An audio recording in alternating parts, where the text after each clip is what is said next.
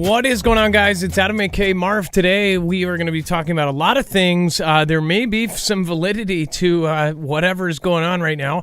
And again, we'll talk about it. But two of the biggest banks in the world are in the top 4 of down detectors. So we'll talk about that and much, much more right after this. I might have to put my foot in my mouth. We'll be right back right after this.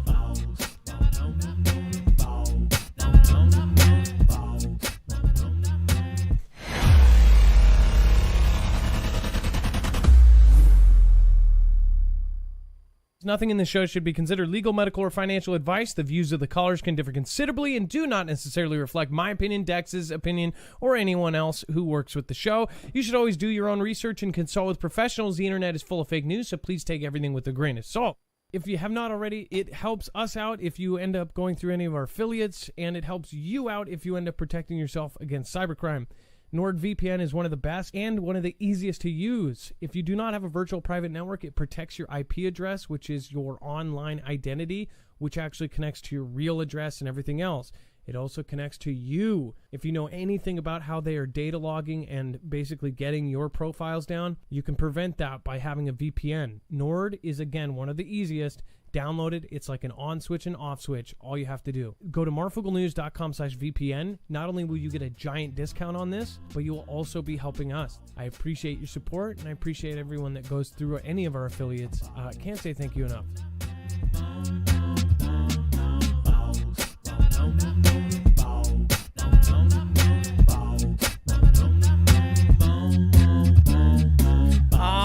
What is going on, guys? It is Adam, aka Marf, and this is Marfoogle News. Today we have a ton to go over, including what could be a breaking story. Again, there's nothing on this yet, but a few people reached out and said that they could not access their online banking, and then a few more, and I'm starting to go, holy moly.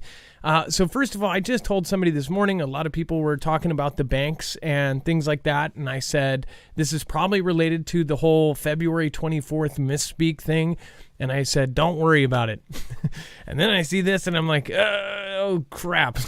So I hope that this is just a temporary thing. We caught it right as it was happening, but to see not one, but 2 of the banks in the top 4 down on the down detector, that's kind of freaky. A lot of people could not access their accounts, especially people that we know that did the verification, the extra verification, the phone verification where they have to call to get logged into their account. That specifically was bad because there are a huge amount of calls coming in. And I assume I know why there's a bunch of calls, because if you can't access your account, or if you go to the ATM and it says it's down or something, then most people call the bank almost immediately. So I'm sure even if it's down for 15 minutes, that happens. So we will see, and we will follow it. And of course, we will check back. What it was kind of freaky is I saw Bank of America at the number 1 spot, and then refreshed, and then Wells Fargo was on there. Me and Dex were basically looking at that right before the show. So making sure that we didn't catch any breaking story as it happened, because it is a big deal when banks go down. And of course, everybody is like thinking it's a Friday, September 23rd. Anyways, if you're new here, we try to make sure that everything we share here is has a source to it. A bibliography on our website actually reflects that. In fact, over on our website, it's very easy to access, marfooglenews.com. You just look for today's thumbnail. You'll look for U.S. aircraft carrier just pulled on up. Again, pulling up on the north. When you click on that thumbnail, you'll see it will bring you to every single article, tweet, video, picture, document that we're going to share here today, and it will be updated. In fact, we just added the Down Detector website. That will be on there, so you can go over and check it later. If you do feel like checking your Bank of America or Wells Fargo and tell us if you're having any issues, I bet there's going to be a lot of people that say we don't have any. But when there's down detector like that, it'll probably be a regional thing, or again, that goes on the amount of reports. So all of New York could be out, but the rest of the world could be fine. Some states could be worse than others. The states we heard about were Florida,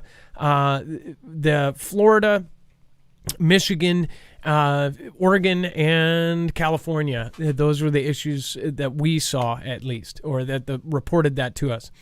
On the bottom of this page, there's overflow. All the stuff that couldn't fit in today's show will be there, so make sure to go and check that out as well. And then we also have another page. If you go to the very top, you can see there's a bar that says Friends.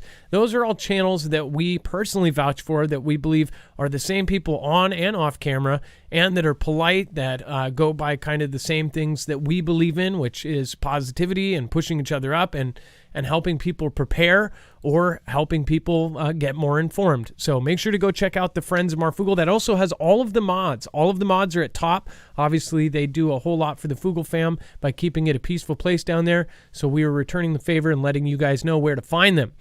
So when that eventually loads, you'll see it has all of them on that. And then passed down below, it has all of the creators that we have worked with and we know personally, or that are in the Foogle fam as Foogle fam creators. Now, if there's somebody that's not on there that should be on there, just let us know.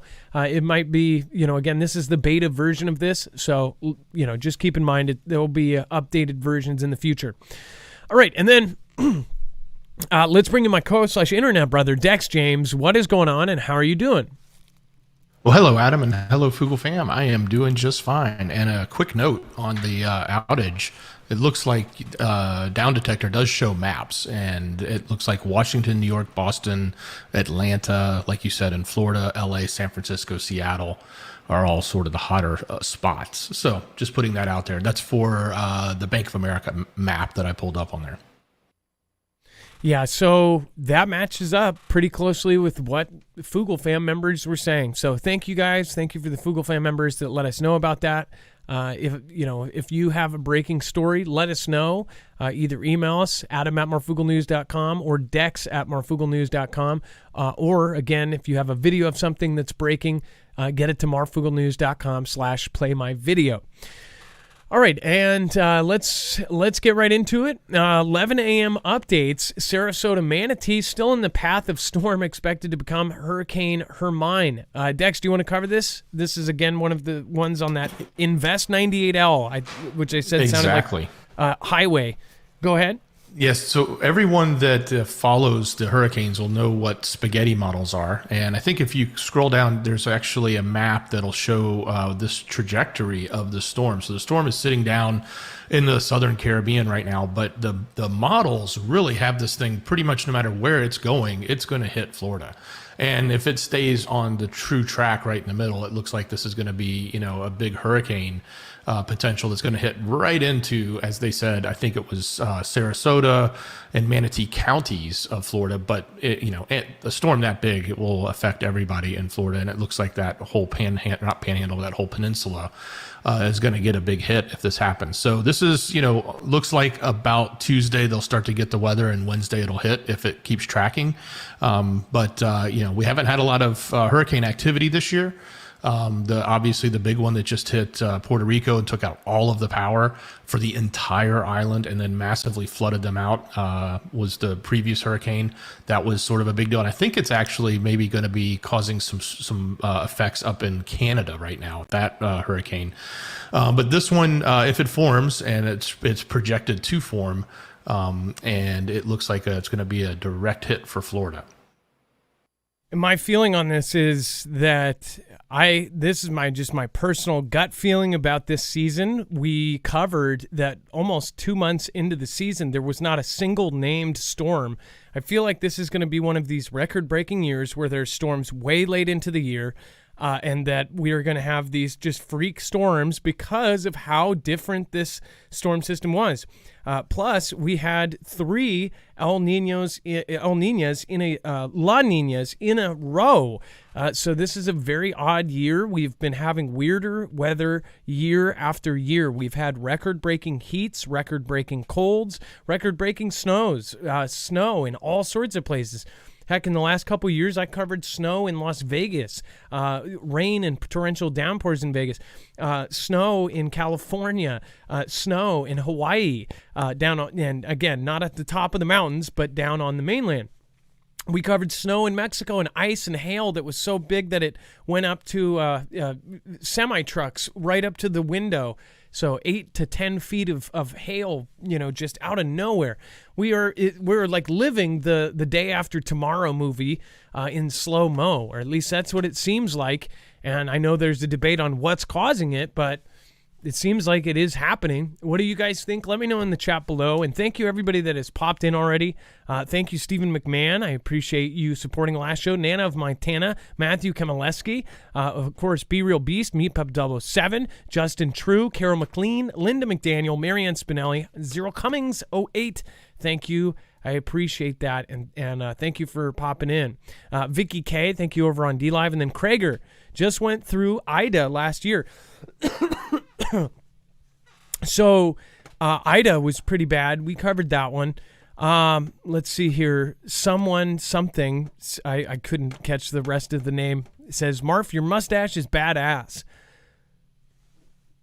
Don't get you confused. Oh, man, I missed the echo button. I turned up I turned up Dex. Don't get confused. It means business. Can you say weather manipulation? Again, the debate is, the heavy debate is like over what's causing it. I don't think there's much debate whether it's happening, though. That's the crazy stuff. Krager says, respect the stash. Yes, thank you. I appreciate that. But I don't require it. You don't have to. All right. And then, so we'll be following that storm. I have a feeling that there will be storms later on in the year. Way later. Watch. Mark these words, and I don't think I'm a predictor or anything. I've seen enough patterns to see that this is going to be a weird year. Watch. There's going to be a storm a month, 2 months after it's supposed to be done, and there's going to be these weird events. I think that it will hit me here in Washington as well. We've had these years, and I've seen the patterns where it ends up, a late summer, and then it goes into this weird winter where we have snow in March and April and whatever. I mean, just weird stuff happening. And then a resurgent bird, cough, cough, cough, wiping out egg turkey supplies across America. We always cover all of the food-related news stories, especially when any of the poultry, any of the chicken, any of the farm stock are basically affected. This is yet another one. It says that fewer turkeys, poultry supplies are shrinking amid this bird cough cough outbreak. And this is right before November, right before Thanksgiving. Of course, this year, I bet you there's going to be a ton of advertising and a bunch of money put into fake turkeys or furkeys or tofurkey. I think it's tofurkey. Is it tofurkey or is it furkey? Furkey? Tofurkey. That makes sense. Tofu and turkey put together. Turkeys are selling record high prices ahead of the Thanksgiving holiday as a resurgence of the bird cough cough wipes out supplies across the U.S. Avian influenza is devastating egg and turkey operations in the heartland of the country. If just one bird gets it, the entire flock is cold. And we've seen this time and time again. We've seen videos posted on Twitter of farms having to basically wipe out all of their turkeys and all of their chickens because one bird is tested positive. It says that millions of hens and turkeys have been culled in recent weeks. As a result, prices for turkey hens are nearly 30% higher than a year ago. Not to mention, of course, an 80% above the pre-demic prices. So not to mention the inflation and everything else that's coming on top of all of that, there is, of course, this problem as well. So we're paying, think about that, an 80% above pre-demic costs. So 80%. I haven't seen what the price is on a current turkey is. It doesn't give an example, I don't think. Yeah. Does anybody know how much a current turkey is? If you get a really good, just, nice one you would get in 2018, that you would have bought and now is the same turkey, what is the difference? 80% more. That's giant. That's huge. That is a big, big increase in price. So I'm sure they're going to be saying, well, tofurkey is $4.99 a piece at the dollar store because the dollar store is no longer a dollar. California moves to ban natural gas furnaces and heaters by 2030. Dex, do you want to cover this? This is this is another thing that just boggles my mind. California is just off their rocker. Doesn't it? This is exactly, and we talked about this. I had said that I had heard from an insider in the industry that said this was coming, but they are talking about getting rid of the ability to use gas in furnaces. So you're not going to be able to buy. They're going to quit manufacturing. Now, this is a state law, but there's also part of other things that are happening that they're potentially not going to be manufacturing these anymore, so that you are sort of forced to switch to electric. And the bad thing about it for some folks is, if you have a house, let's say your house has 200 amp service from the power company, and because your house has got natural gas and you probably have a gas water heater, a gas stove, a gas furnace, and you only use electricity for maybe some air conditioning and, the rest of your stuff. But if your house is maxed out and you don't have enough electricity to even bring the power in to add a furnace, it may require more power than your 200 amp service will handle. So then you got to go to the power company and pay to upgrade. So this is the big push to electricity. I know a lot of people, for a lot of various reasons, like that and want to move towards that, but it does come at a cost. And that cost in this particular case is the fact that you may not be able to buy a gas furnace in the near future. Not to mention the fact that somebody could switch it off. The whole kind of one of the pulls of natural gas and propane heaters and things like this is that anybody could store that gas, store the item, and then have heat. If it's electric, if they turn off the electricity or your ability to plug the damn thing in, then you're stuck without heat.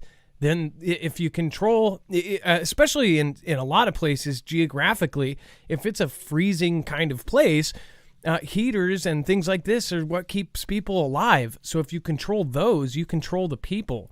I think it's nuts. Then we're depending fully on electricity for transportation, for heat, for utilities, for everything. What the heck?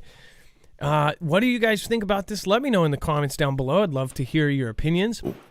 One more quick thought on that, Adam. When it comes to control, I think from a technological standpoint, controlling those smart meters, so to speak, that are installed on just about every home nowadays, except for those that, get the waiver and don't have one, it's a lot easier for them to digitally control that too, even if it's not just controlling your thermostat.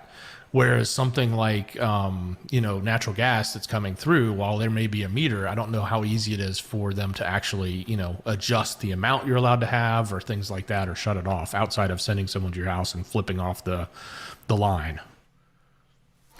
Yeah, see, I just don't know why this would be a thing. But California, they do, and Washington is really bad too. Washington's closing down public streets. So turning them into walking and biking streets, not a biking lane on the side of the street. They're actually closing down miles of streets, and they are actually turning them into bike roads. And these aren't like off roads next to trails. These are neighborhoods that are closed off to the public. So you have to start finding ways around neighborhoods. Now, if you live there, you might think that's great. They say that the only people that are supposed to go through and drive through are residents and then delivery vehicles. But if you live in anywhere in, say, Seattle, then most people have to use those back roads or they don't get home for 4 hours. So just the kind of crazy stuff that they're coming up with, it's almost every time backfired. And then Tesla job listings detail Elon Musk's vision for thousands of humanoid robots within our factories. Tesla job postings reveal the electric vehicle maker is doubling down on humanoid robots. Reuters recently reported the company is ramping up ambitious plans to develop the Tesla bot, also known as Optimus, with internal meetings and hiring for about 20 positions, including software and firmware engineers, deep learning scientists, and actuator technicians, and internships. Tesla is on the path to build a humanoid bipedal robots at scale to automate repetitive and boring tasks. So that's how they get you, right? Which right now is a good paying job for a human. But of course, you don't have to worry about anyone coming from outside the country to steal your job. They'll just build one. What do you guys think? Let me know. Did you notice they hid the AI in there? They called it deep learning scientists as opposed to artificial intelligence. Yeah, deep learning, right? AI scientists, essentially, and this is why AI is such an important factor. Even 5 years ago when I started this, most people laughed at AI. They thought it was the stupid, Siri, and they said, it's cute. You could ask it the weather, and you could ask it like, oh, you're stupid. And they would say, I can't respond to that. And it was funny. Now it's going to be taking your job. It's not so funny. So what do you guys think? Intelligence amplification to someone who is to witness. Michelle K., what's going on? Dr. Sean Berry says, killbots, ? Skynet, Viv B. Skynet's real. Did you know that? Skynet is actually the Internet of Things, or the chip or whatever that's used in that. We covered it probably 2 years ago. Skynet, it's not, directly the same thing as is in Terminator, but it sounds a whole lot like it, and they chose to name it I did it again. Skynet. See, if I do this knob, it just doesn't anything, and I'm Skynet. Nothing. It's just not dramatic without the echo. Charlie, don't surf. What's going on? Elon Musk complaining about Twitter bots. That is great. Lawman Jed, Dex. Elon Musk complaining about Twitter bots. Think about that. After reading this story, that's pretty good, considering he is going to be putting actual bots in his factory. All right, and then before we talk about the Iranian army says it will confront enemies as protests rage, we actually called this and we told you this was going to get worse. I do want to remind everybody, if you haven't already, make sure to go over to marfuglenews.com/EMP. If you are looking at a solution, if we do have an EMP strike, if you've looked into the subject, then you know it is one of the largest threats to the United States of America. And in most of the bigger countries, Australia actually has a threat level, and of course Europe has a big threat level. If an EMP or a CME happens, then either one of these events would really, really mess us up. Now, a CME, depending on the level, could do nothing. If it is one of the worst case scenarios, a Carrington level plus event, it could knock down our entire grid. They say 90% of people would perish in an event like that, simply because they would not have access to infrastructure, potable water. So some of the things that you can do other than getting protection is having extra water, extra food, extra supplies around. If everyone did this instead of the average person having an average of 3 days of food in their house, then we probably wouldn't be in such bad shape. But as it sits, that's the case.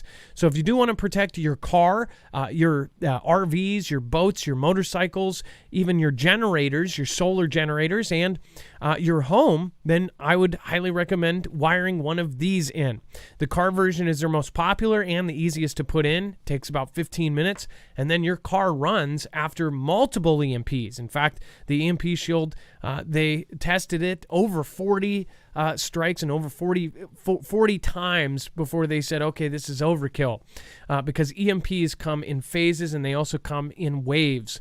The CMEs, that is something that will happen. We will have a coronal mass ejection event, solar flare, at some point. It's just a matter of time. We haven't had one since we have been a technological society. At least, back when the last Carrington level event happened, we had telegraphs. And those telegraphs were 10 times less sensitive than the stuff we have today, and they caught on fire. So you can only think about what would happen to the stuff now. What this device does is it grounds the signal before it's able to fry your device, fry your car, fry your motorcycle, fry your RV, fry your generator, and so on. So if you want to go check that out, you get $50 off when you go through our link. And, of course, you are helping an independent channel at the same time. So thank you guys for supporting on that. I hope everybody enjoys it. Again, they're a great company to go through. They're the same company working with agencies like DOD and DHS. So get the same protection they do, because they're not going to come save you. All right, and then Dex, do you want to talk about the Army says it will confront enemies as protests rage? I ran to the store. There was some pretty crazy stuff going on, and there is a ton of video that most have confirmed by now. the demonstrations have been growing, and with the internet being cut off, which we reported yesterday, or at least heavily censored or blocked so they can't get information out, it continues to ramp. It's ramping up and ramping up, and now they are saying the I ran to the store country is saying that their military is going to get involved, and that's a big step. I think, what we got to pay attention here is when you see these types of things happen, especially in countries like that one, which is an adversary of ours, a lot of times these things are, or at least they're painted by the incumbent party there as being an orchestrated event by outsiders. So I would have to sort of watch and see or think, is this some sort of way of disrupting that government and disrupting that control from outside influences, or is it just truly organic, a whole bunch of angry people that live there causing, a commotion? So I think, obviously those in power there are going to say, oh no, this is Western influence, or someone has come in and infiltrated and spent money and paid for all these people to do this.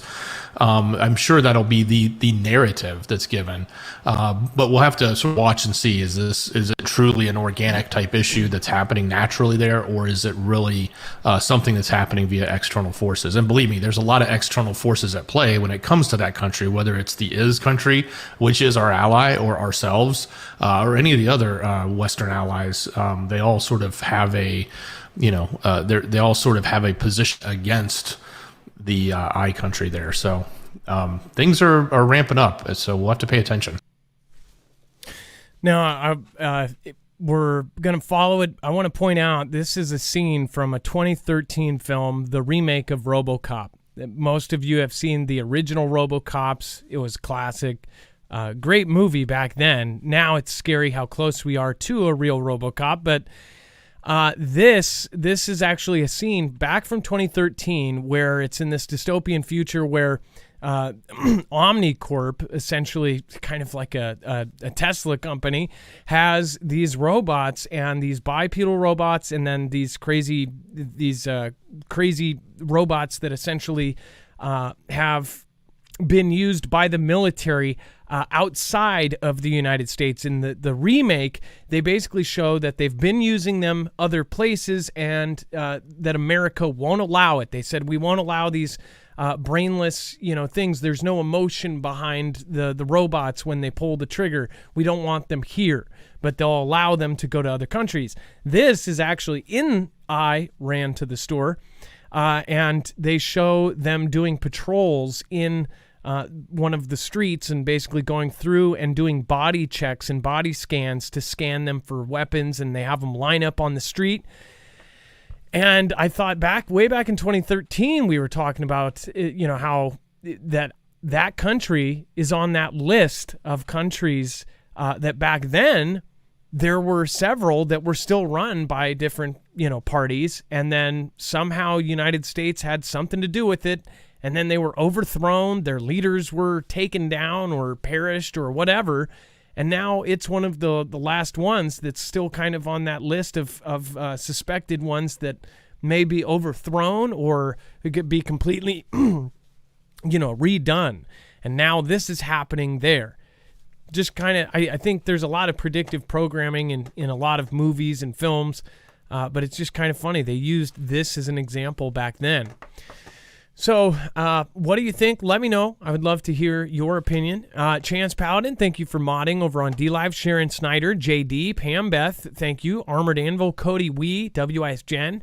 We've got JD in the house, Jay the Messiah, Rizar, Scooby-Doo Do-Right, and everybody else that's in chat. Paul Stone, do not fear, trust in Jesus.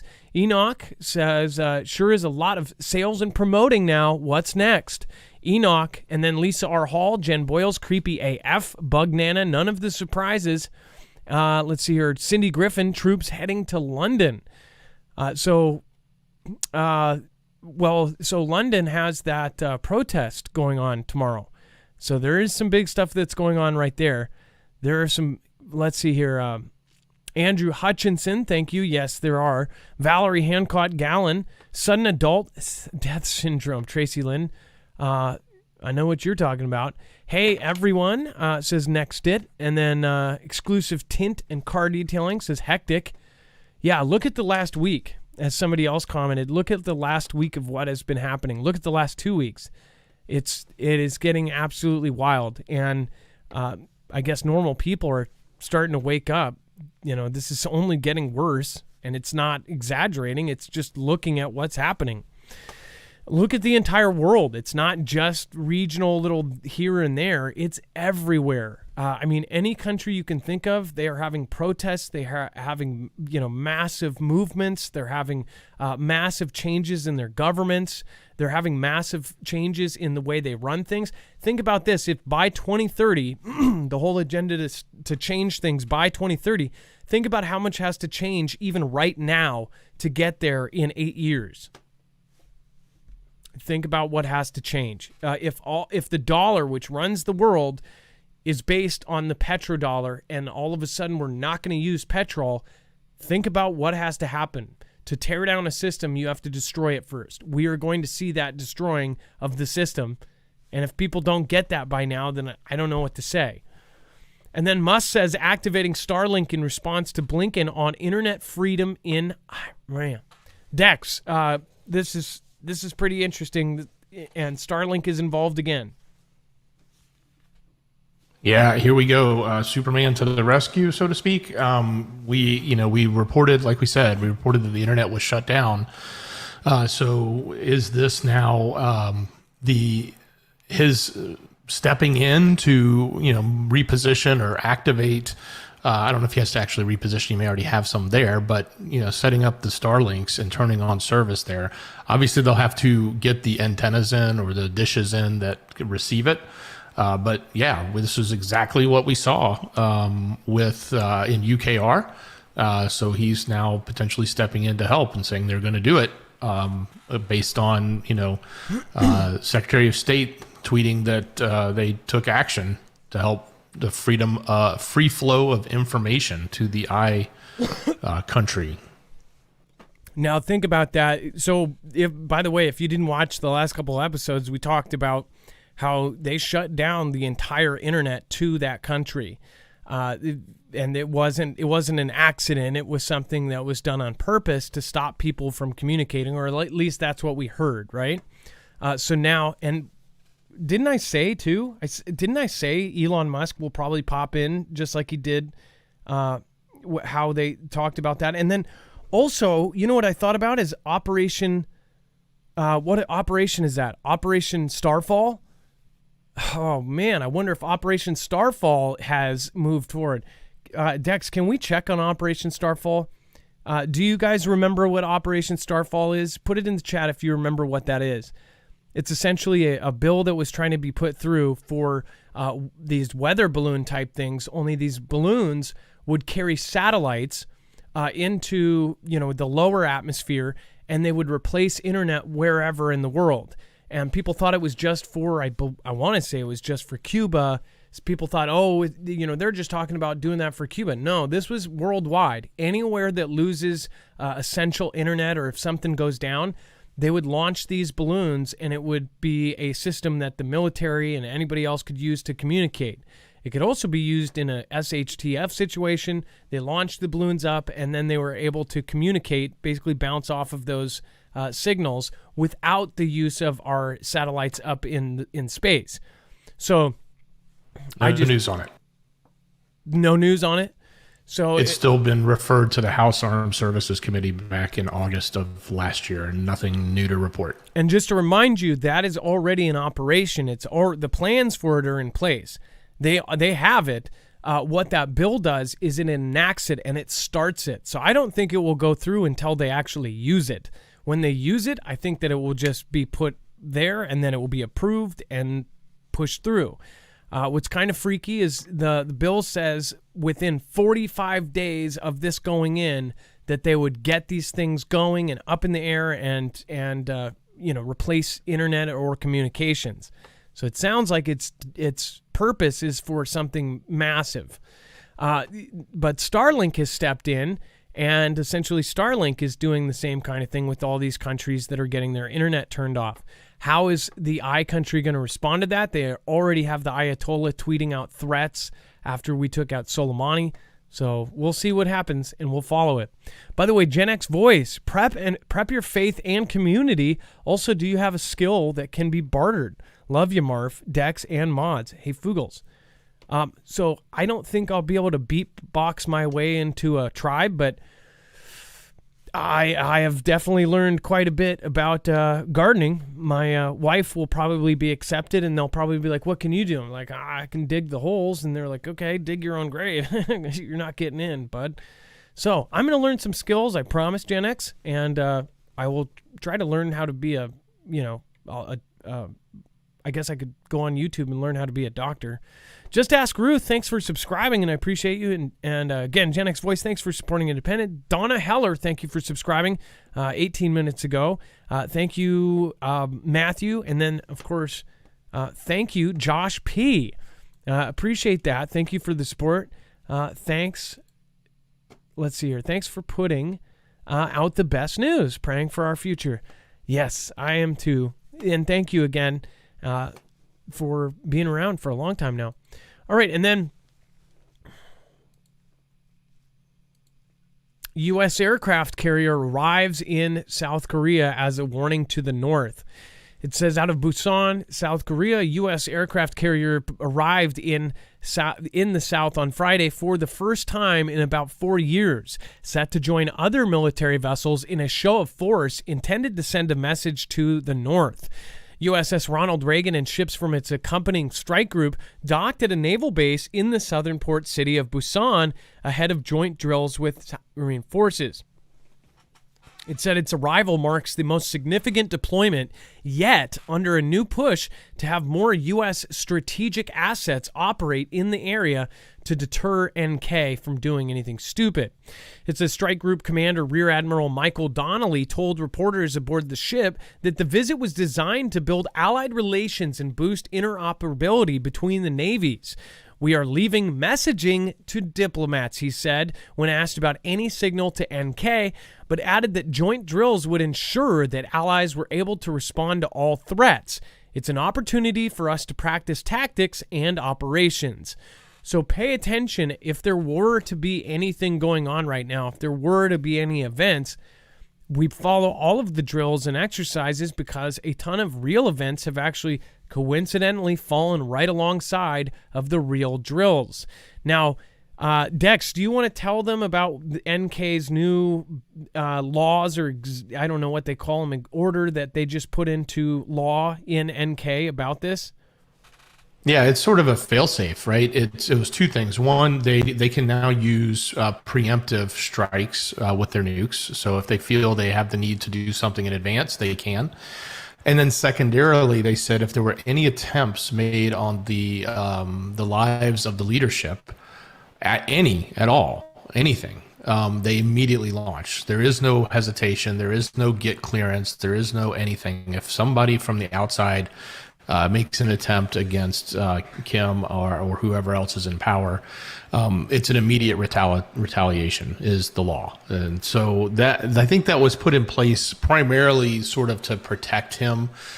He's always been fearful, as we've mentioned. He travels at night and he hides in different locations. He never stays in the same place, and tries to stay off the radar from the satellite views and other things, because he feels just like a lot of the other leaders that were in the Middle East and other places that have all been mysteriously or viciously taken out. He doesn't want to be one of them. So this was one of his ways of saying, obviously I can put this in place and help protect myself.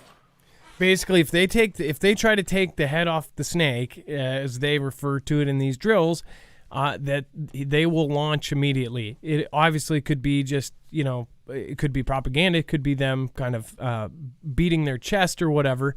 But now they do have that in as an automated thing. Like they're going to launch if we try to take them out. Or in one instance, one of the talking heads on BBC said essentially One of the examples one of their representatives gave, if anybody gets kind of poisoned, if they come in too close, if they feel like an aircraft is getting too close to their border, and it's the kind of aircraft they've looked at before as one that would go in first in a real invasion in their simulations, they said all of these things are set up. They've wrote down all of these scenarios of what would trigger this, and there's a ton of them. So just want to point out, most people are going to forget that happened in the last 2 weeks, and then you see something like this, and it's like, this might be a little different than previous years, or at least they might act differently in these drills. Maybe they'll be playing it safe this year, or maybe if something does end up going down. Obviously, in the video earlier I did on Marfoogle News, I talked about how just in the last 2 weeks, there was information that got magically put to the CIA, where the CIA is telling us that they heard that Xi is planning to invade in 2027, 5 years out. But yet he's doing all the drills for it now. So to take this into consideration, what's-his-face, Vlad, did the drills exactly a year before. Well, to do a drill, basically you're preparing those troops to do the real thing. Well, they prepared their troops to do this. If you are going to do a massive scale drill and actually prepare your troops to do the real thing, only a simulation, then you don't want to wait 6, 7, 8 years to actually do it, because then you'll have to do a preparation again because you'll have different soldiers. Or at least most of your fighting age men, the young guys, they do look at this. They want 18, 19, 20-year-olds on the front lines doing these kinds of things when they do it. They don't want 26-year-olds that practiced 5 or 6 years ago. They want them, practiced up and, within their time of serving.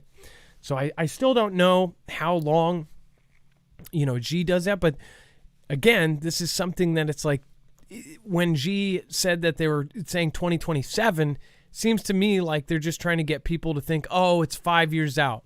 Then people immediately forget about it. They think about something else. They don't prepare for it. They don't worry about it. It reduces panic.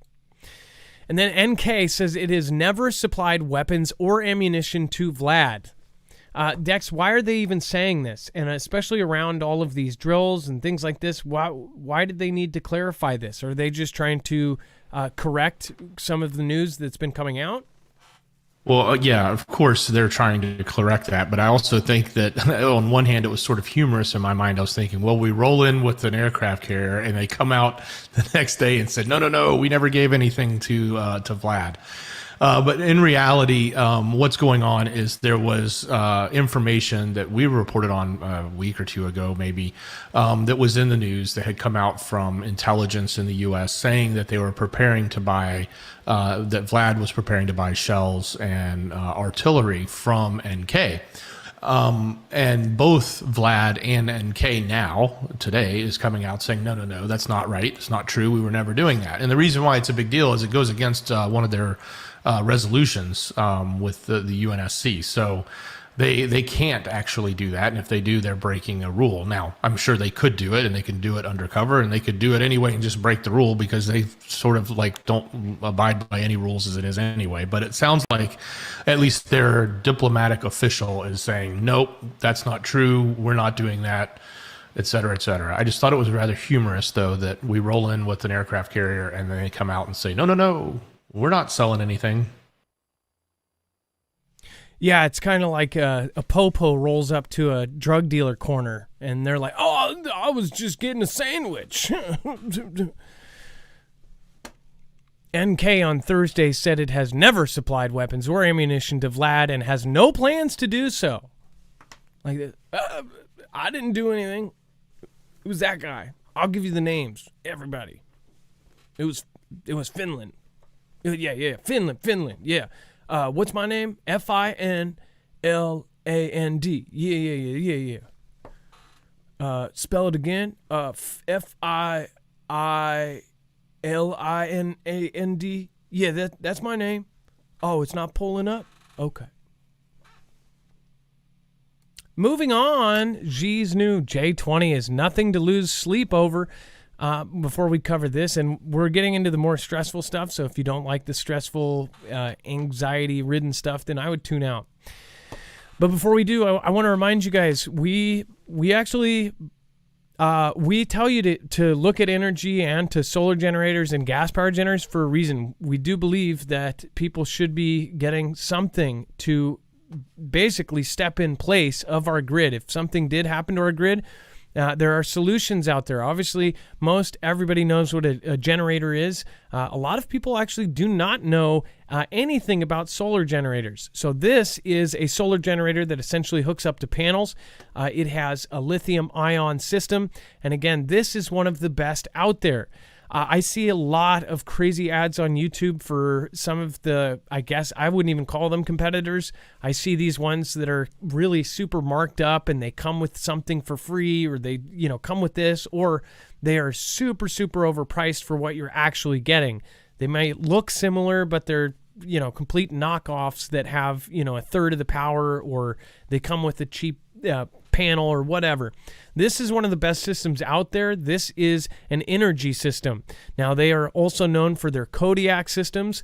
Kodiak and the Flex are two different systems. Flex is modular and can be expanded up to 96 batteries. It can also be modded to actually triple the input with the supercharger mod. And then, of course, they're doing a lot of exciting stuff.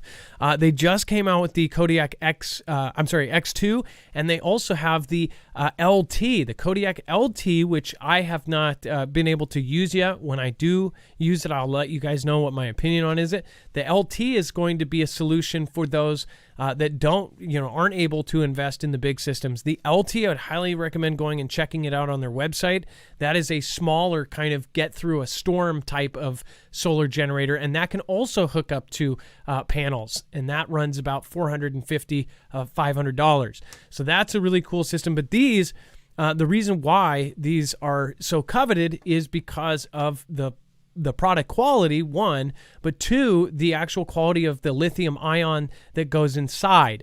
These are extremely well made. These can last decades and decades, especially the Kodiak X2 that just came out. That is a built all-in-one to compete with all of the other all-in-one systems. But the Flex 1500 is definitely my favorite. If you end up going over there, make sure to use the code Marfoogle, because you can save upwards of $170 off on certain packages. Highly recommend getting the supercharger and the car charger. That way you can, again, basically charge it any which way. And I highly recommend their folding panels. The great part about this is it's absolutely silent. There is no sound. If you have ever lost your power in a whole neighborhood, you'll hear every single person within 3 blocks who has a gas-powered generator going. That is not something you want if an actual SHTF situation happens. You want to be stealth mode. You don't want anybody to know you have a generator, especially if it's really bad, because people will be looking for that sound and they will be going in trying to steal that sound.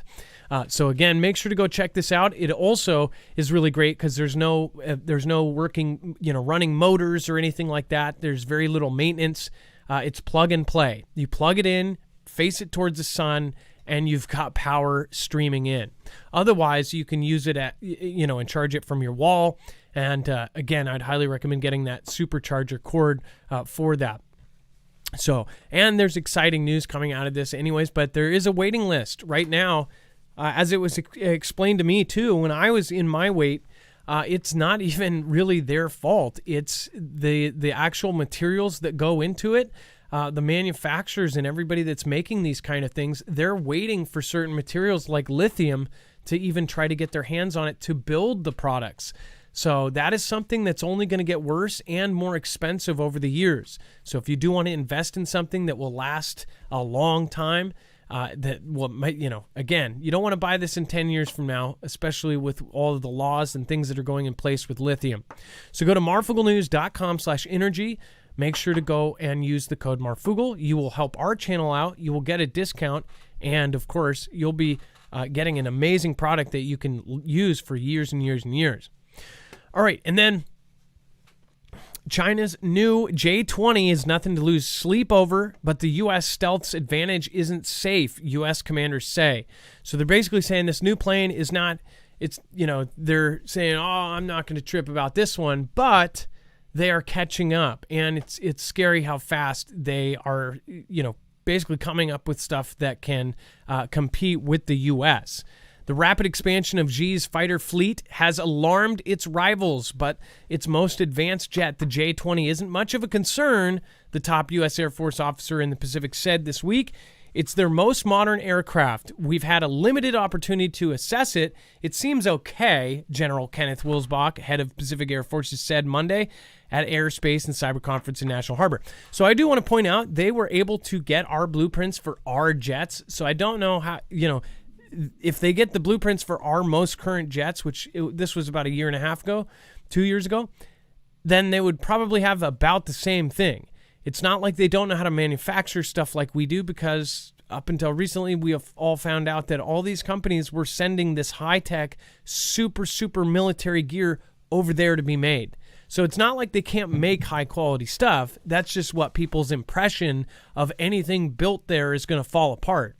Anything that they made crappy over there, they did it on purpose to cut the bottom line and to make more money for themselves and, of course, the companies that they were hiring for. Their labor was the really cheap part, but in a lot of cases, they were making some of the most advanced things in the world in Xi's country. So it's kind of a misnomer that they can't make good stuff. They do have the ability, we know, because they were making parts for our freaking jets. We're just going through that news now. Again, not a good example because those ejection seats actually were having failures, but the point is they have caught up. Now, Dex, when you first saw this, did you not think about what I've said over the last, since even before you were around? That they grew the largest Navy. Now look at what they're doing. Well, of course, it's certainly one of those things that aligns with what we've been talking about quite often, which is their advanced technology, their investment in it, their growth in it.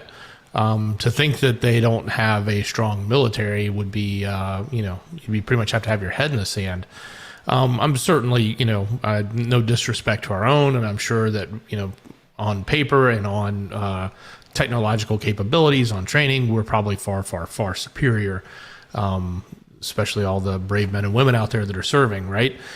But we can't just turn our heads to this and just say, oh, don't worry about it, right? Yeah, we don't care about that jet. It's not that big of a deal, but it's got stealth capabilities. It's got a big, weapons bay. It's got a lot of things that it's advanced on that they wouldn't have had. They would have had to buy from, other countries or ourselves in the past.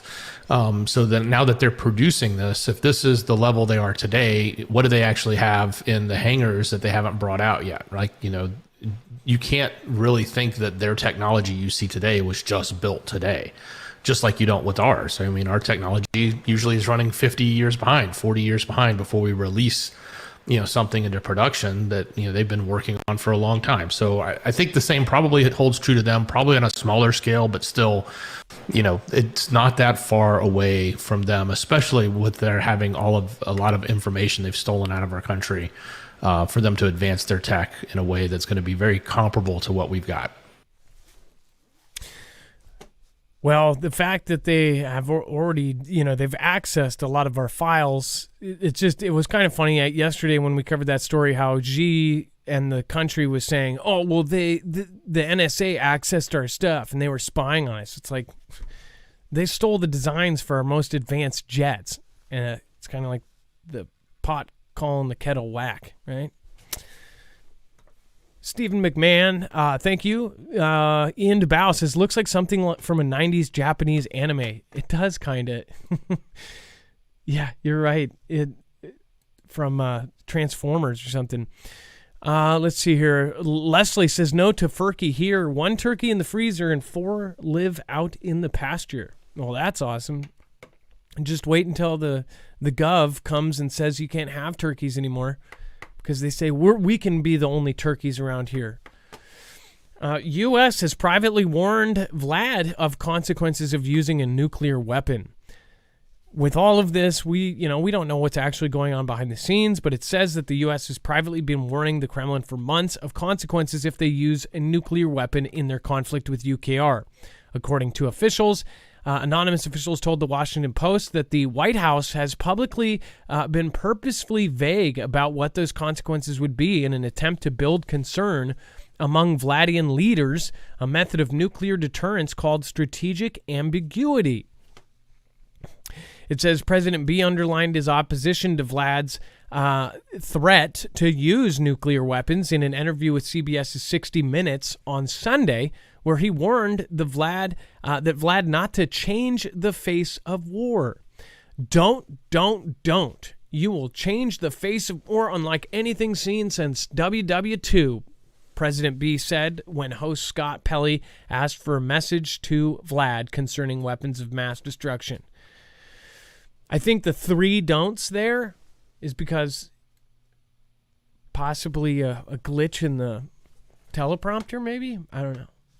Or do you in think the Matrix. Vlad is shaking in his boots after 3 don'ts? 3 don't. Well, yeah. Coming out of that guy's mouth, I need new pants. I mean, he's... How about strategic ambiguity? That sounds like a loaded line of BS to me. Yeah, you could say the least. Strategic ambiguity. What was that SNL skit? The ambiguously gay duo? Wasn't that a thing? It was like they were totally out and about, but they weren't, right? Yeah. Seems like that, right? And then Vlad hastily... All right. Why couldn't he just throw back the line? Like, you do one thing, we're just going to completely wipe you off the face of the planet. And, just put it out there. It's not like anybody's holding up these red lines, but like, just be firm. Exactly. And then Vlad hastily readying flying Chernobyl nuke missile with unlimited range, sinister satellite pics suggest.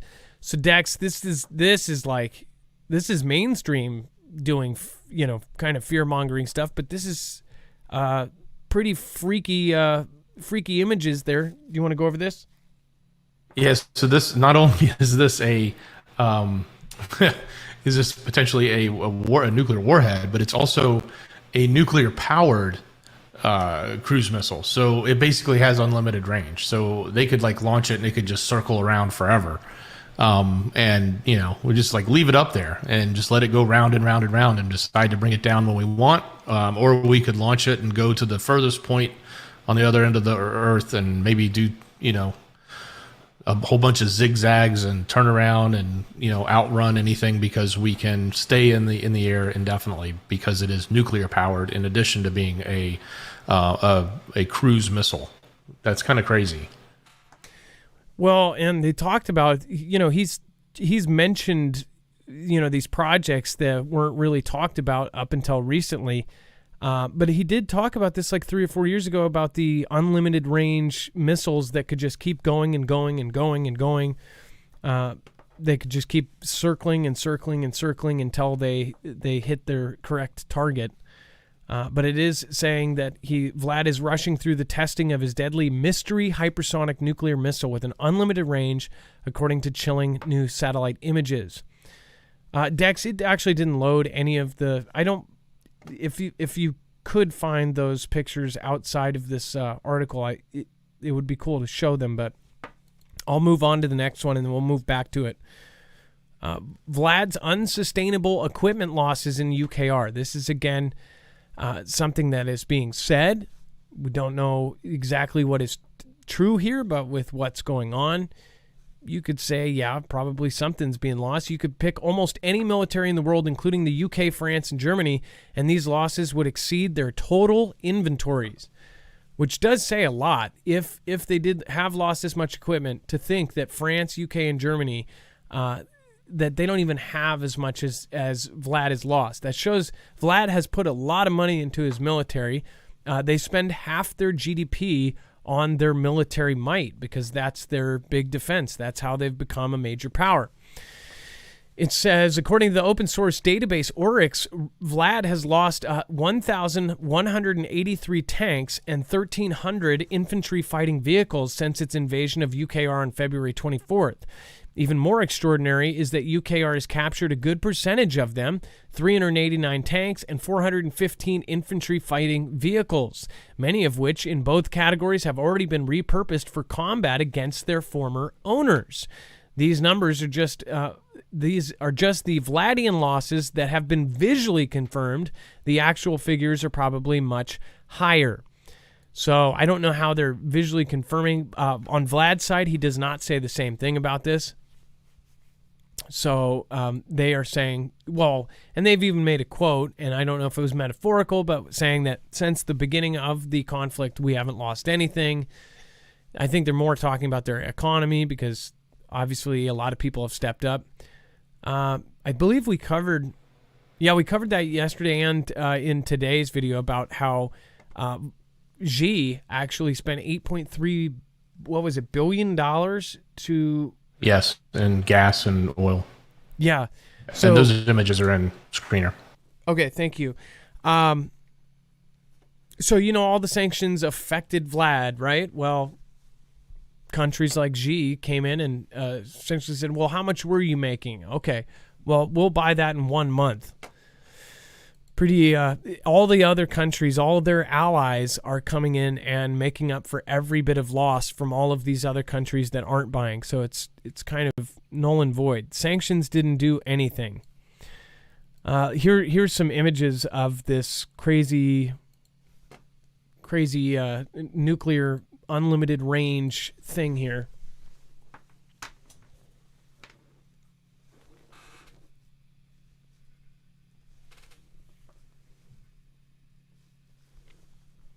This, I don't know if this is part of the launching system altogether, if this is the tube that contains it, and this is the missile inside.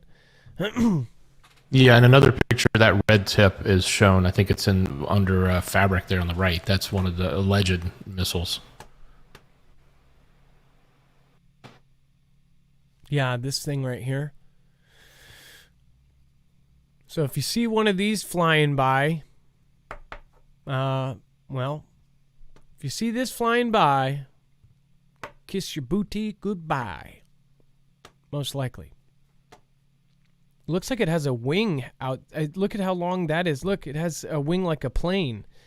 So this is kind of what they described years ago. If it was flying low enough, you'd think it was just an airliner or something.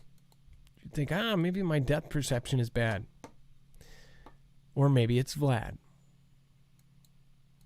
Or maybe it's a joke by a dad. And then Vlad's nuclear threats indicate the president is increasingly aware of how limited his military options are in UKR. Dex, do you want to cover this real quick, and then we'll go back to the essentials of life there? Yeah, the pundits are strong in this space. They keep talking quite a bit about all of these different scenarios and reasonings why, and trying to get inside the brain of Vlad. But for those that think that he's sort of, and as we talked about it in last night's show, painted himself in a corner. I think that was one of the pundits had pretty much said that he's put himself in a position that he either has to escalate and win, or if he doesn't, then he's going to have to use nukes. That pretty much has gotten him into a position where he only has those two choices. And so others are sort of looking at this saying, like, obviously this shows a person that's in a position of not being able to succeed, and they're basically having to resort to their last and final options. So again, these are, a lot of speculation when it comes to this. We get it from both sides. The Ganda just loves to flow out, especially on the west side, but also on the eastern side. So, they're just as much to blame for putting out red lines and threats left and right that nothing ever happens from.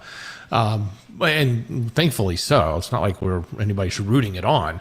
But certainly this type of, positioning is not to be it's not unexpected, let's say. So definitely he's in a position right now with his statements that it's kind of hard. I think I said it last night. It's kind of hard to see him remaining in power if he doesn't succeed. Like, this is his last stand almost, right? How do you survive this politically if you're not successful. And there's and trying to do it without taking the lives of basically their cousins or brothers, right? The UKR and Vlad's country were one at one point, so they have not tried to take they've taken collateral damage into effect. I know they make it sound like they're just hitting every single village. But from the people there, they're saying that they are trying to avoid every kind of crime against humanity that they can there. Same with UKR. UKR is hitting a lot of targets now on the other side. But there's accusations on both ends of them doing that. We don't know what is actually true. But it does seem like, if they wanted to, they could just wipe out whole areas if they just used all the missiles and just bam, bam, bam, bam, bam. But it just seems like a weird conflict in itself. All of the media has made it look like they're losing, and if they are truly losing, which would make sense if they're conscripting and doing all this, then if they are on the, in a corner, then that's not a good thing. Just a reminder, you can go and get long-term survival food through us. If you do, you end up supporting our channel as well. Go to marfooglenews.com/prep. If you want freeze-dried food packaged to last over 25 years, then all you have to do is type in marfooglenews.com/prep. You can also get the Alexa Pure Pro there. You can get any kind of gadget you can think of as far as survival. You can also get iodine tablets. If you are one of the few that is worried about any kind of nuclear event, they actually have those iodine tablets there. And then, of course, they have survival gear, cooking gear, all sorts of great stuff. You'll be supporting us, and you'll be setting yourself up. Again, they have the 3-month kit right now is 20% off. They have the 1-month kit. There's a sale on all sorts of different things, so make sure to go over and check out what the current details are. That's, again, marfooglenews.com/prep. Make sure to go check it out. All right, and then Vlads are retreating. Plural. All of them. Just all of the Vlads. Armed forces of UKR are destroying their equipment and their weapons. I would just want to point out, by the way, thank you, and thank you, Gen X Voice again, and thank you, Mir504 says, I am in your area. I would love to show you how to preserve your gardens. Mir504, I didn't know you were in Washington. Thanks to you, Dex, and the best mods ever. And then Kenny Crowder, good evening, Adam, Dex, mods, and Foogle fam. Hope you all have a wonderful weekend. Love your way. Kenny Crowder, one of my oldest subscribers. Thank you, and thank you. And then Jerry Shirts, remember Skibbereen. Is that Skibbereen? Skibbereen. Jerry Shirts, thank you. And remember Joseph Newhouse asking the formal pronunciation of Caribbean. Or is it Caribbean? Don't know. It says that Vlad occupiers are gradually retreating in the south of UKR. UKR's armed forces managed to destroy the areas where the equipment and weapons were concentrated. So this is more information stating that that UKR is pushing them back and they're taking ground. This is what people are worried about. This is more of what people are worried about because they believe if he is embarrassed like this, that he'll take different tactics. And then, of course, this alongside with the satellite images of them possibly, getting nukes together or something.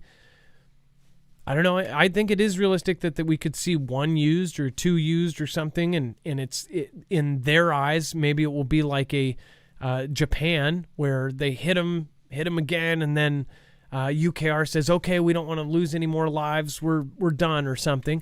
But I don't think that's how this one would work, especially with NATO involved as deep as it is, especially with all of the stuff they don't want getting out of UKR. And then Vlad State TV tells viewers nuclear conflict is likely. Dex, I already covered this in my video earlier. I would love to get your perspective on it. Well, I always have to go back to the thought of, and compare it to the thought of our talking heads on TV in some regards, right? You've got on different sides of the aisle, you've got talking heads. Of course, we've got anchors and stuff that sort of try to toe a pretty specific line around, journalism. But then you've got the opinion heads out there that talk, and they tend to say a lot of things that are very flamboyant, and they do it for ratings and whatnot. So let's move over to Vlad's country and sort of have that lens. But you also have to understand that when those people that are on TV they're state run. They're not necessarily doing it for the money. Which I'm sure they are in some regards, but they're also working for an organization that is sponsored by the state. They're in this position to sort of be a mouthpiece in some regards. So when they start having these conversations, which they've done, we've reported on this so many times, like, they should nuke the UK, they're going to do this, they're going to do that, they're going to do this. So, a lot of it was more pointed outward to the rest of the world to hear. But what is a little different, I think, in this one is that they're really talking, I guess, to their own, and the saying that, if the West does what they're doing, then it's going to be the end times for everyone. So it's not just that they're not saying this to make headlines across the world. I think they're actually speaking to their public that actually watches them in their country. So, you got to consider that when you think about again, these are commentators. These are people that, that have opinions about news. They analyze it, they comment on it. They, no different than, I guess, what we do. We talk about the news, we report the news, and we also, comment on it. We give our opinions or we ask questions. So just take that little bit of a grain of salt, and also take with the fact that a lot of them are state TVs and run by the state, meaning they're funded or controlled by the government there. So when they make these statements, which are pretty strong, it is a very powerful statement, especially to their public. And sometimes it can be meaningful outside of the country to the rest of the world. Well, by the way, if you see that they do a lot of I kind of relate it to how Indian reporters are. They're very I guess it's because I don't know their language. Maybe they're not, but it seems like they're just super pumped up. Maybe if they're watching our news, it would seem the same way. But they are very cultural in the way that they respond, and it's just a whole different vibe over there. As I see a whole lot of different opinions about this. A lot of people say, I don't think he bluffs. A lot of people are saying, all of Europe is going to be wiped out, that this is going to end really badly. Or some say this is all scripted. This is stuff or essentially this is scripture. I think that we're kind of at this point where something big has to happen.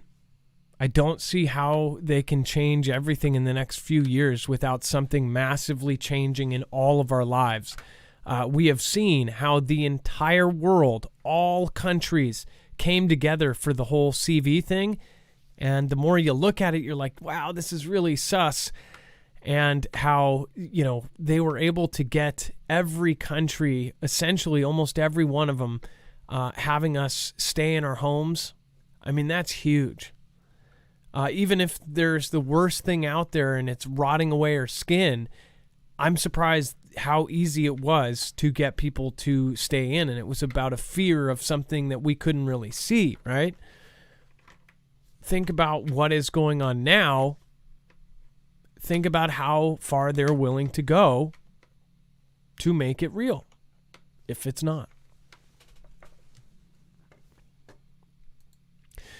And then isolated Vlad, likely to be unalived by own generals if he tries to use nuclear weapons. So we talked about the other night, and I said, just because he does push the button doesn't mean necessarily that it will be done if his people don't do it. As far as there's multiple people involved. It's not just a button that any of the countries that do this end up pushing. There are tons of people that are involved in this, and anywhere along the chain, if somebody says no, then it doesn't happen. I do want to point out they just made it law. If somebody is insubordination, if somebody doesn't end up doing exactly what they're told, they could serve 10 years in prison. So if he does say push the button or say, hey, let's launch this at the middle of town in Kiev, and they don't do that, then they are basically saying, okay, I'm doing 10 years in Russian prison. That is also in that new law. So did he do that setting up to make an order like that? I don't know. But they say that they would take him out, or that they will most likely take him out if he tries to do this. It said that Vlad is likely to be perished on his own by his own allies before he has the chance to launch a nuclear attack. According to an expert, tensions are rising as Moscow began sham referendums today, which will likely see large areas of UKR annexed by Vlad's country. Putin and his allies have voiced a series of thinly veiled threats against UKR and the West, claiming that they could use nuclear weapons to defend illegally annexed territories. It says, however, experts have claimed that Putin is either bluffing or he doesn't understand the situation at his own peril. The guy is ex-KGB. The guy is been around this for a long time. He was part of the Young Leaders Club in the WEF. He's in on stuff. He knows what's going on. This is all. I don't think this is all going to end well, and I don't think they're going to take him out. I think he's part of the plan here. So that's just my opinion. What's yours? Let's see. Dex, do you think that his own generals would take him out? I don't see enough people in that country going against him to do that, but I don't know. A lot of his generals are being taken out or perished or whatever. It depends on if the people that have been taken out, which has been a very large number, were supporters of him or against him. So in other words, was he taking them out, or were people taking out his supporters? So I don't know how much support he has or doesn't have. I'm not that in tune with the politics there beyond the high end of just himself, right?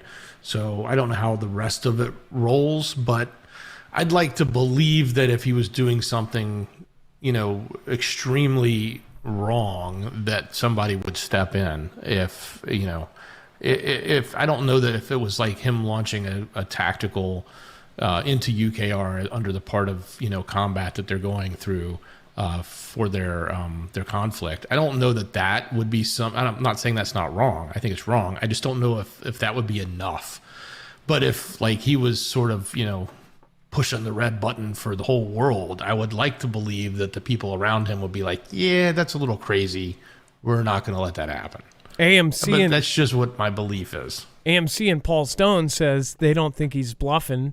Watchwolf says they agree with your assessment, Marv. But,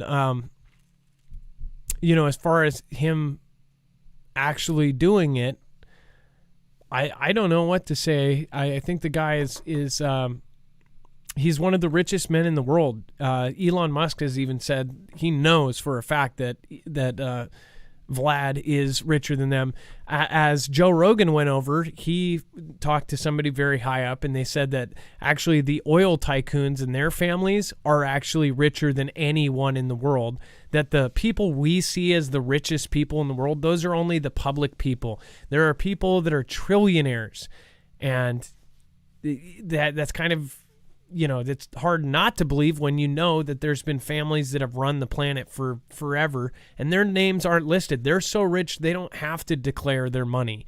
Again, the princes and the kings and all of that, they're pumping out, I forgot the figure, it was like billions of dollars of oils a day popping out of their ground. Of course, they're going to be incredibly, incredibly rich.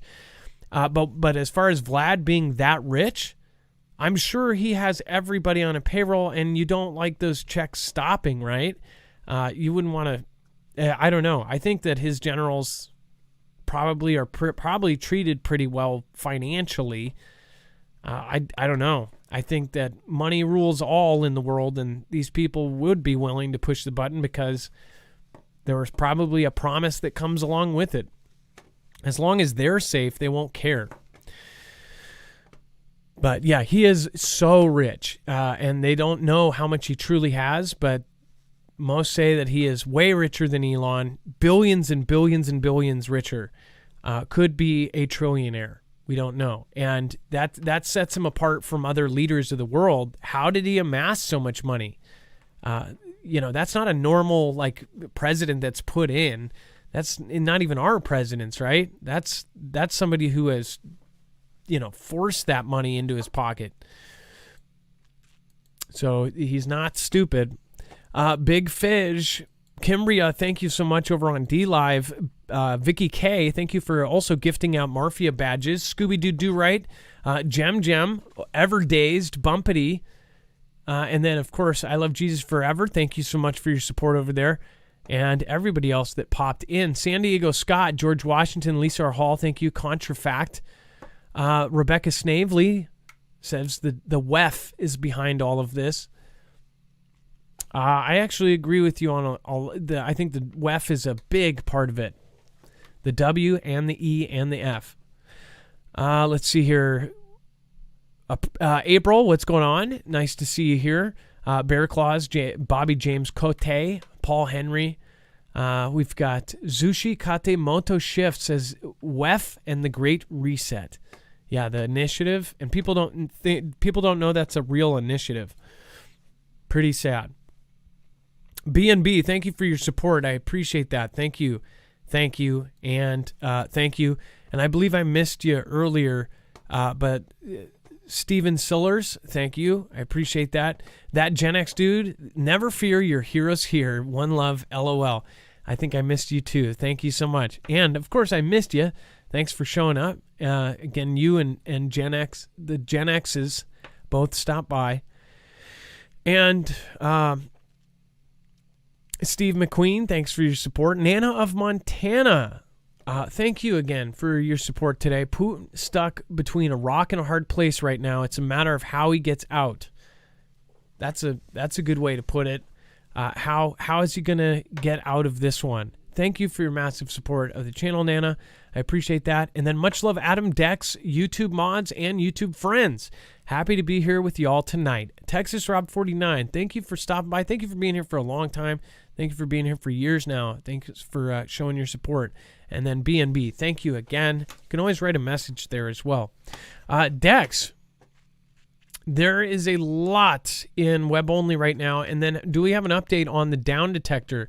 I can refresh Actually, right here. We do. So it looks like Bank of America is now off of the down detector, so maybe their problems were resolved. But Wells Fargo is still there and has moved into the number 3 position. So, and it looks like they're sustaining some problems. So I don't know what their problems are, but keep an eye on this, folks. This is what a lot of people were concerned about.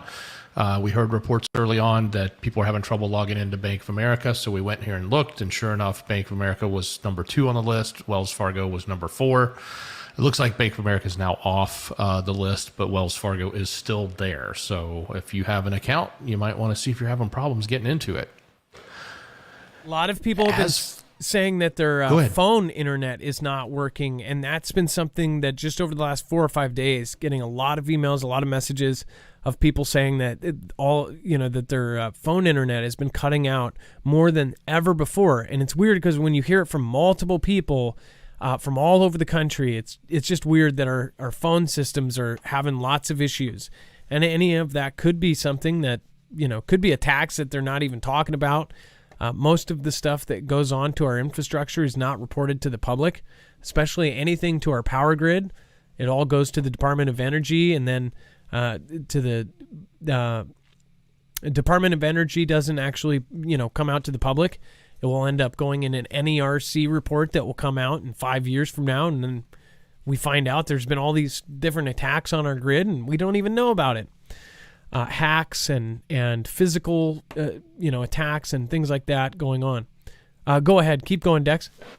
Yeah, and just to clarify, I think Starshine asked in chat, are they saying it's hacking? Nobody's saying anything at this point, Starshine.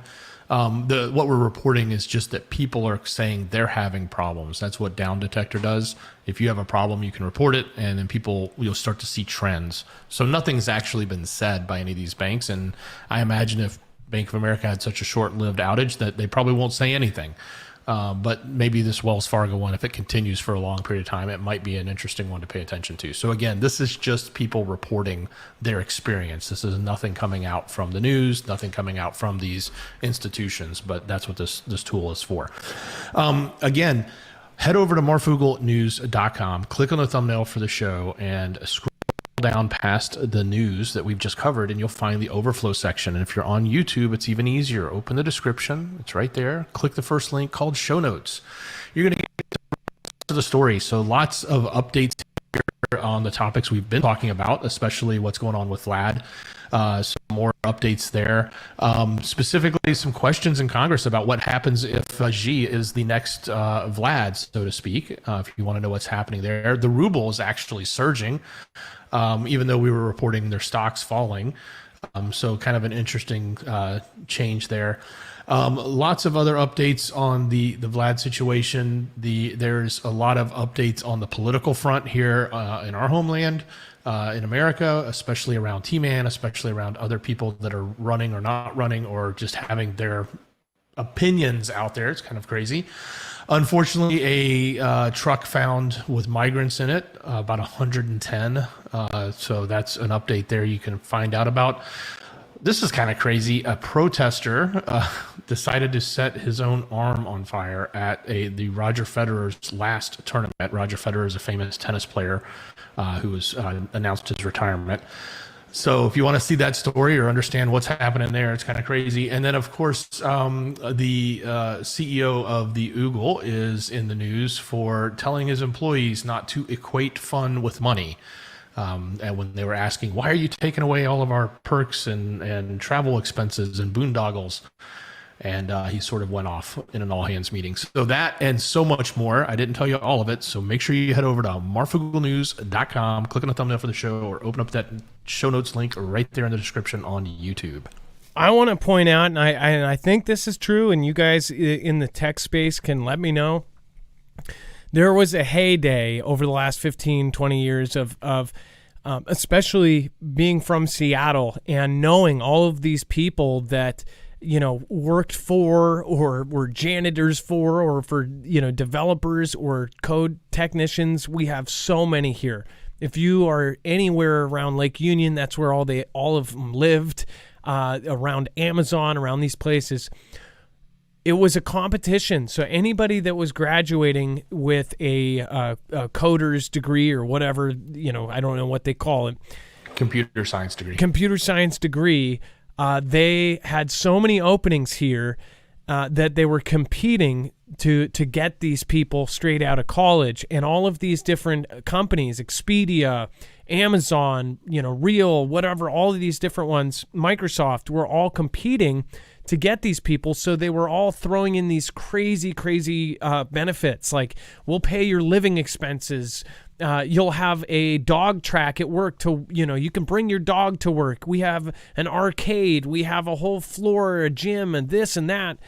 It was so insane. They have all sorts of crazy things. They had some of these companies, and I forget which one it was, but it was one of the bigger ones, had a permanent keg that was like right in the office. And when they would go into the office, as long as they were, moderate about it, they could go over and get a pint of beer and then go back to their desk. And it's all these things based on, studies done on if people feel like they wanted to stay at work and hang out, and even if they could have a couple beers at work, they would stay at work longer and they would do longer work days and all of this.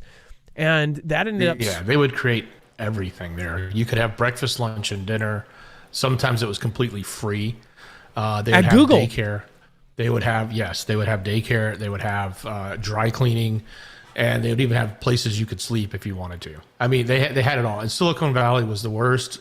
You guys were pretty much up there too because of Amazon and Microsoft and the others. Yeah, that culture has been there and still there. But what's interesting is we're at this point that it's sort of ending, not ending, but it's sort of getting shooken up in the sense that like big companies like, like the OOG are, all of a sudden talking about, what are we doing? Or look at Zuck. He lost $70 billion, and he just put out an announcement that there's people in the company that need to have 30 days to find another position in the company. I think that was announced today. So yeah, the tech industry, the big tech of the biggest of the big techs are all sort of shaking right now. And it's evident, and we'll see what's going to happen if this is a major. I don't think it's going to be like the bubble burst of the first tech round way back in the day. That was just absolutely insane, where everybody was, it almost seemed like the crypto days, so everybody's got a Ferrari or whatever. But that exploded quickly. I think this is probably just more of a gradual reset, and maybe a well-deserved sort of smack in the face. To those that have been sort of living high on the hog over there, especially Silicon Valley. That place is just they're ridiculously making stupid. And this is 10 years ago, and I was in a position where I ended up doing like credit checks and things and stuff on people and seeing what they were making, and it was like I couldn't believe $140,000, $160,000, $180,000 a year, and $12,000, $13,000, $14,000, $15,000 a month. And I was thinking, oh my gosh, how are these people and what they do? And I'm like, they're normal jobs doing coding. And I was thinking, gosh, I gotta get my kids into this stuff. But not only that, they would have these like grand parties. One who's now a friend, they were the person that helped code and get rid of their friends. They ended up saying basically that they had parties with where the company paid for them to all have these fancy $500, $600 Star Wars costumes and come into work dressed as it. And they did these huge events and parties, and they had parties all the time. They had, beer and all sorts of stuff at the office. The craziest one was they had a whole floor dedicated so they could bring their dog in and run a track. It wasn't a human track. It was a human/dog track where they would have a little place to put their leash and the dog would run beside them. I'm thinking these guys are they're just on one. Like, this is nuts. And this was all to get these people with these computer science degrees into working there. They had arcades and all sorts of crazy stuff. Well, you want to hear something that's really funny is now that the CV has gone through and we went through that phase where everybody was working from home, all these people that were spending all their time in the office are all still at home, and they don't want to come back. They all say we'd rather just stay here at home. So all of these offices are empty, especially in like Silicon Valley and in your area. I know you've got a lot of it. I've seen it in other cities, New York and others. They don't have the workforce is not literally coming into the office anymore. They're just sitting at home in their pajamas, and they got a dress shirt on if they need to look good, but they're probably wearing their boxer shorts underneath, and doing the Zoom meetings. We talked about this. We're not even coming back in, and they're trying to beg them to come back in. And they're like, nah. Because they yield enough power, especially software developers and these guys that write code. They're in such high demand. And think about this. Like, if you think we had a lot of software developers 10 years ago, and you look at how much tech we have today, and think about how much tech we'll have in 10 years, well, none of that tech will exist without software developers. So probably will always be in high demand. Certainly we're churning out more of them from colleges and from study because it's one of the biggest growing degrees. And even, sort of joke when you listen to people like the current administration say, well, you need to put down the coal pick and go learn how to write code, right? But it's sort of true. Like, the future of the world is more tech than ever before. And the future after that's going to be even more. So it's the new construction. There's always going to be new buildings built, and there's always going to be new computers built until they design AI that can do their jobs for them, at least until then.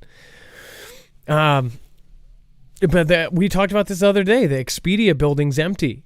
It's a tall skyscraper in Seattle, and they're basically begging people to rent offices for next to nothing until they can get everybody back into work. We were number 2 in the country next to Washington, Washington, D.C., for working at home. it was like out of the 300,000 people, 230,000 people that were working downtown were then working at home, and nobody wants to go back in. No, all of these downtown buildings are empty. There's no businesses down there. It's a homeless shelter, just all of downtown Seattle. The courthouse and the jail and all of that area, which, I mean, who would think that that would be a tent city, because you've got jail right there, police constantly. That's actually a tent city now. There's hundreds and hundreds of tents set up at the courthouse. Like, the world is upside down. The world's not getting better, and people, if they want to stay in their own bubble and travel to their to work and to their gym and to this place, and they want to stay out of it, when you explore, you'll see everything is going downhill. And it's not to make everybody anxious and nervous. People need to get real and look at what's happening. It's incredibly discerning. It's incredibly concerning, and I hope that people are waking up at this point. Share this out with your friends and family if you can. Thank you. I really appreciate everybody that shares this out as much as they can. It's the only way we can really grow right now.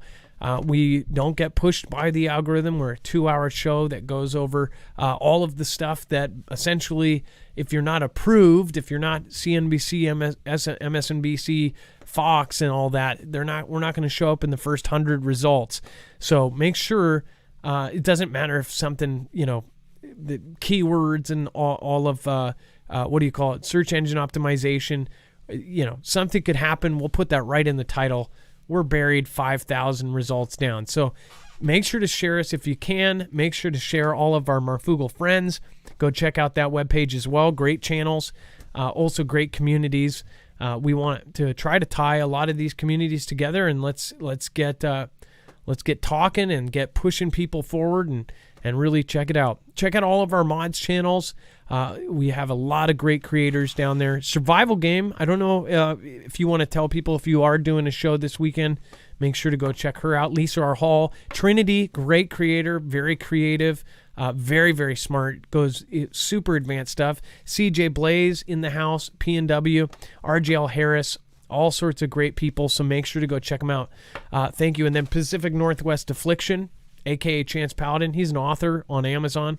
Go check out his books. He does fictional, end-of-the-world fiction, and he's doing nonfiction now. So make sure to go check out his books. Really, really great. Look up the bunker codes on Amazon. All right, Dex, thank you for your service today. I appreciate you. Much love. Great job, brother. And then thank you, Stephen McMahon. Don't want to sound like a geek, but it's true. All we have ultimately is each other. Oh, that's not even that cliche. I agree 100%. It is now time for the shoutro. It's not an outro. It's not a shout out. It's a shout. I did it right, and I thought I didn't, so then I started echoing.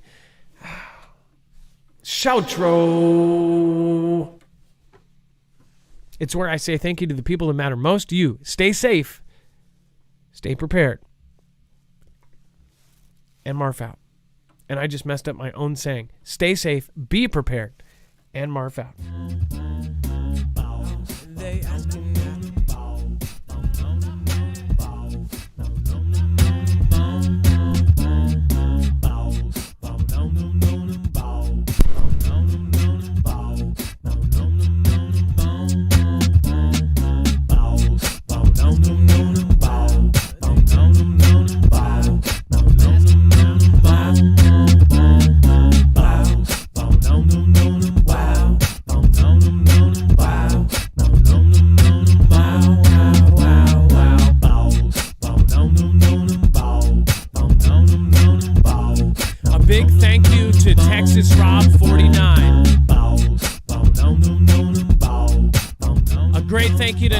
Montana, Jerry Shirts, Mir 504, Kenny Crowder, that Gen X dude. Thank you. I appreciate all of you.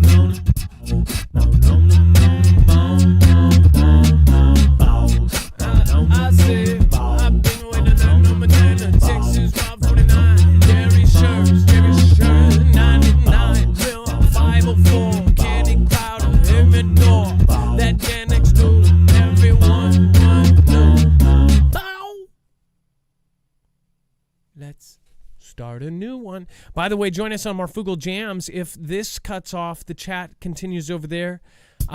Tonight, again, Nana, Montana, and Texas Rob tied for the first place supporters. Thank you guys. I appreciate you. In fact, that Gen X voice, you guys all three tied. Let's make a song. A scratch. By the way, my music is not supposed to be good. It is supposed to be done on the spot. And again, it is for silly fun. It is not to be taken seriously. If you don't like scratchy noises, tune out now.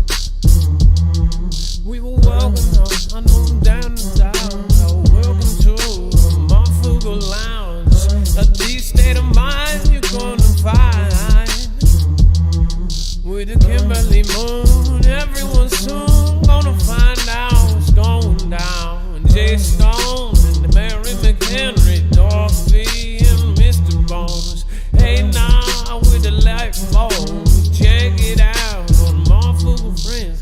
Forming a tracker and I fly under the radar. Michael on the Johnson, Jim.